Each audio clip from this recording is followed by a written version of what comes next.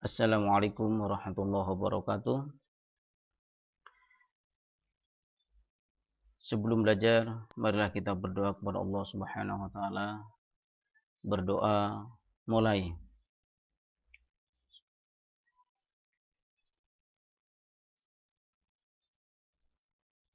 Selesai. Alhamdulillahirabbil alamin. Allahumma shalli ala sayyidina Muhammadin amma ba'd. Adik-adik sekalian, kita ketemu kembali dengan pelajaran matematika. Kemarin kita telah menyelesaikan bab pertama, yaitu dimensi 3. Dan sekarang kita akan masuk di bab yang kedua, yaitu statistika. Ya, kita lihat diagram alur konsepnya. Ya, di sini ada data. Yang kedua, ya, berikutnya penyajian. Di bawahnya penyajian ada tabel distribusi frekuensi, grafik, ya. Di bawahnya grafik ada histogram, poligon, frekuensi, ogif. Ya. Begitu, dari data, pemusatan data, rata-rata atau mean, nilai tengah atau median, modus atau data yang paling banyak muncul. Terus ada penyebaran data, simpangan rata-rata, simpangan baku, dan ragam. Nah, untuk kali ini, ya, tujuan yang kita akan capai pada kesempatan kali ini, melalui aktivitas mengamati, mempertanyakan bahan amatannya, melakukan penyelidikan dan mengumpulkan informasi, mengasosiasi semua informasi yang diperoleh, dengan mengomunikasikan hasilnya baik dalam kelompok dan klasik. Maka siswa atau peserta didik mampu menentukan ukuran pemusatan data yang disajikan dalam bentuk tabel distribusi frekuensi dan histogram, menganalisis ukuran pemusatan data yang disajikan dalam bentuk tabel distribusi frekuensi dan histogram. Yang ketiga, menentukan ukuran penyebaran data yang disajikan dalam bentuk tabel distribusi frekuensi dan histogram. Yang terakhir, menganalisis ukuran penyebaran data yang disajikan dalam bentuk tabel distribusi frekuensi dan histogram. Ini tujuan pembelajaran yang akan kita capai dalam satu bab nantinya. Kita lihat definisinya. Kita akan mempelajari tentang statistika. Ya, statistika itu berbeda dengan statistik. Ya. Statistika adalah ilmu yang bersangkutan dengan suatu data. Jadi statistika itu adalah ilmunya. Ya. Ilmunya, ya, ilmu yang bersangkutan dengan suatu data atau ilmu yang mempelajari tentang data-data. Sedangkan statistik adalah hasil data yang disajikan dalam bentuk tabel, grafik, dan sebagainya. Ya, kalau statistika itu ilmunya, sedangkan statistik itu adalah hasil data. Jadi setelah diperoleh data, maka akan diolah dengan menggunakan statistik. Jadi statistik adalah hasil data yang disajikan dalam bentuk tabel, grafik, dan sebagainya. Kita akan untuk bagian pertama, ya, kita akan mempelajari tentang penyajian data. Di dalam penyajian data ada namanya distribusi frekuensi.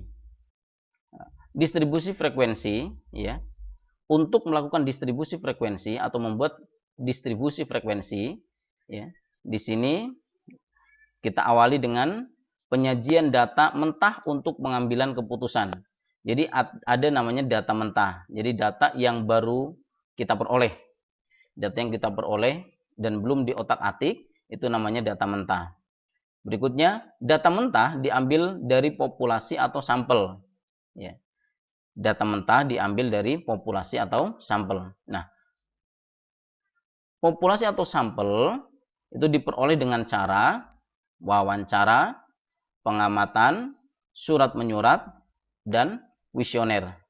Jadi, populasi atau sampel itu kita bisa peroleh dengan cara, saya ulangi, wawancara, dengan orang yang akan kita gunakan sebagai sampelnya atau objeknya, pengamatan, ya. Lapangan mungkin kita akan membuat suatu perusahaan, maka lapangannya kita harus amati dulu. Terus surat menyurat, ya. Tujuan surat menyurat adalah untuk agar nantinya usaha kita tidak terkendala dalam hal administrasi. Terus kuesioner ini bisa berbentuk soal-soal yang nantinya soal itu pertanyaan-pertanyaan akan diberikan kepada orang-orang atau subjek atau objek yang akan kita teliti. Misalkan ada orang-orang atau warga di setempat, itu yang akan kita beri pertanyaan tentang apa yang akan kita buat di lokasi itu. Langkah statistik deskriptif, ya. Pertanyaan yang harus dijawab. Jadi tadi itu, ya, yang di atas ini kuesioner, ya. Kita larinya ke sini. Pertanyaan yang harus dijawab. Jadi kita membuat pertanyaan, ya, dan pertanyaan itu harus dijawab oleh orang yang ditanya. Terus mengumpulkan data, ya, data-data yang kita butuhkan kita kumpulkan. Terus setelah mempunyai data, kita menata data, ya. Setelah data itu ditata dengan rapi, maka kita sajikan dalam bentuk data. Setelah data itu kita sajikan dalam bentuk data, ya, maka kita bisa membuat suatu kesimpulan. Ya. Jadi kesimpulan itulah yang nantinya kita akan buat, membuat suatu perencanaan dalam membuat suatu perusahaan, ya, yang kita akan olah. Ya. Distribusi frekuensi. Ya, kita akan berbicara tentang distribusi frekuensi. Distribusi frekuensi adalah pengelompokan data ke dalam beberapa kategori yang menunjukkan banyaknya data dalam setiap kategori, dan setiap data tidak dapat dimasukkan ke dalam dua atau lebih kategori. Ya. Saya ulangi, distribusi frekuensi, pengelompokan data ke dalam beberapa kategori yang menunjukkan banyaknya data dalam setiap kategori, dan setiap data tidak dapat dimasukkan ke dalam dua atau lebih kategori. Tujuannya apa? Tujuannya adalah data menjadi informatif dan mudah dipahami. Ya. Jadi dengan distribusi frekuensi ini, maka tujuannya itu adalah supaya data menjadi informatif dan mudah dipahami oleh orang banyak, ya. Sehingga nantinya apa yang kita olah tidak mubazir. Karena banyak orang yang memahami tentang distribusi kita untuk frekuensi tadi. Ya. Langkah-langkah membuat distribusi frekuensi. Ya. Yang pertama, mengurutkan data. Ya. Data tadi yang mentah itu kan datanya masih dalam bentuk acak. Ya. Jadi kita urutkan, ya.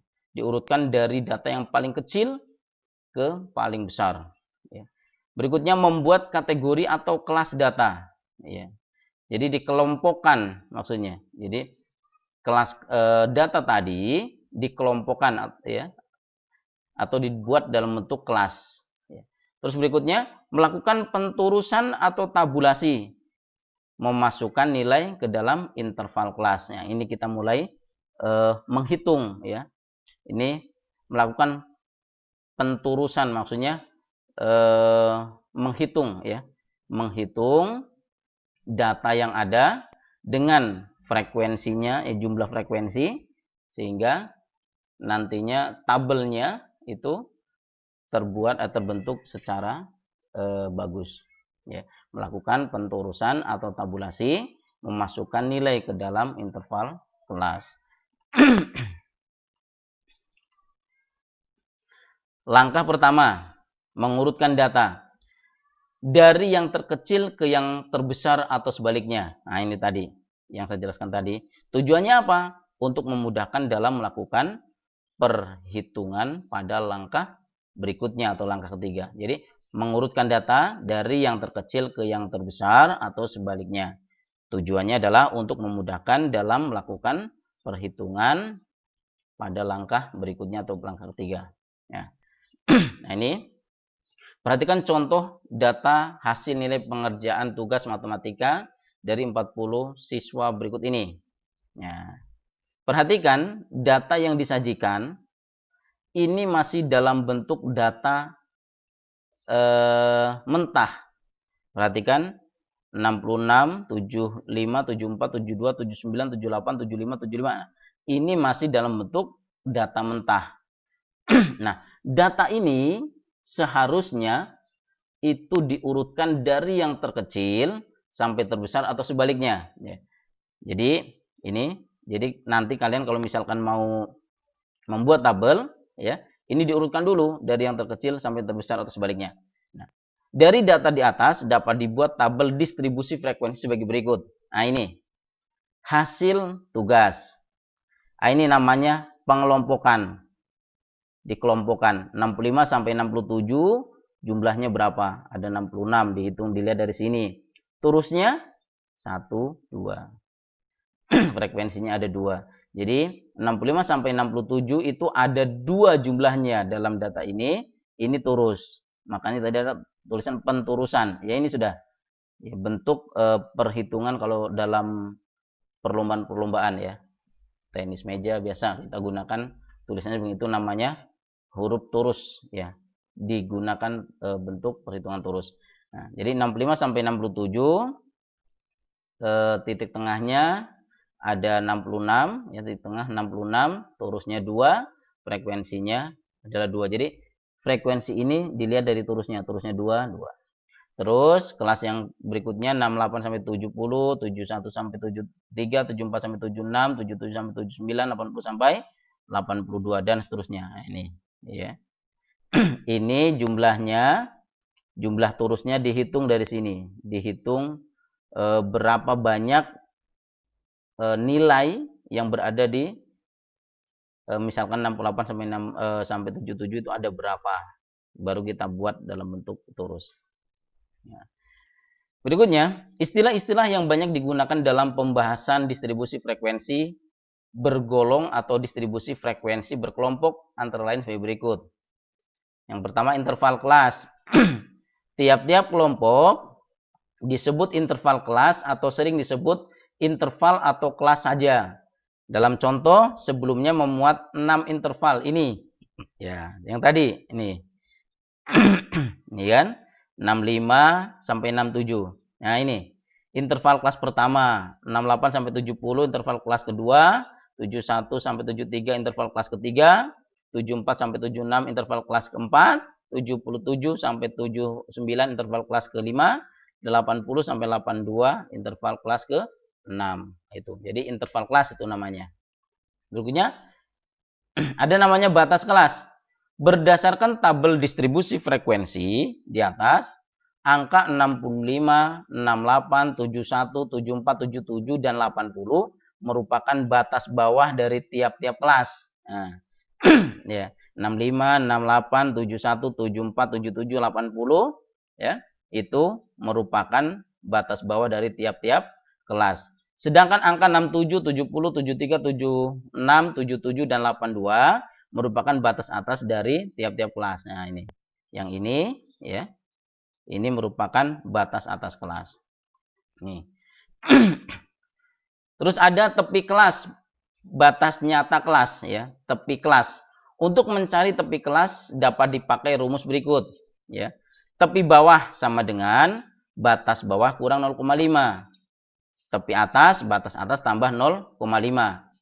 Dari tabel di atas, tabel yang di atas, maka tepi bawah kelas pertama, ini ya. Ini tepi bawah, ini. Tepi bawahnya 65 ya.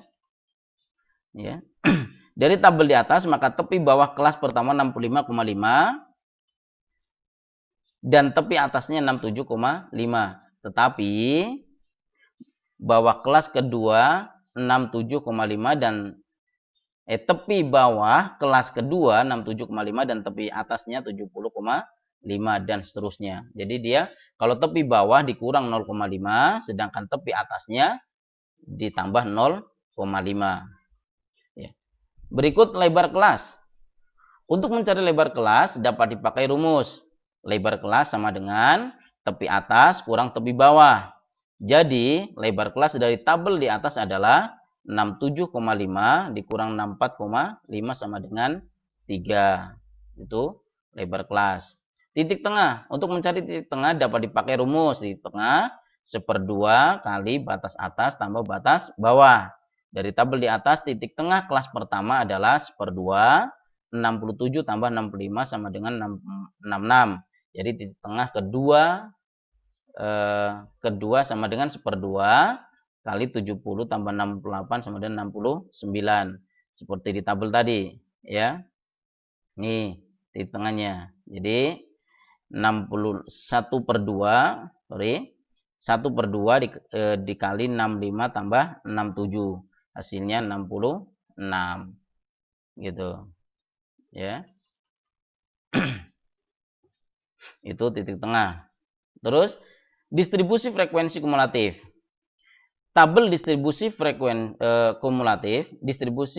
kumulatif ada 2 macam, yaitu tabel distribusi frekuensi kumulatif kurang dari menggunakan tepi atas dan tabel distribusi frekuensi kumulatif lebih dari menggunakan tepi bawah. Untuk lebih jelasnya perhatikan contoh data berikut. Nah, ini data frekuensi, datanya ini 41 sampai 45, frekuensinya 3, tepi bawahnya 40,5, tepi atasnya 45,5. Dari tabel di atas dapat dibuat daftar frekuensi kumulatif kurang dari dan lebih dari seperti berikut. Ini. Gitu. Frekuensi kumulatif kurang dari. Jadi yang kurang dari menggunakan tepi bawah yaitu 3, terus yang menggunakan tepi atas ya, frekuensi kumulatif lebih dari dia menggunakan tepi atasnya. Ya, kita lihat lagi yang tadi. Nih. Kan? Ini ya kan, tepi bawah, tepi atas. Jadi 40,5 menggunakan ini ya, itu ya. Nih. Kurang dari sama dengan 45,5. Frekuensi kumulatif kurang darinya 3.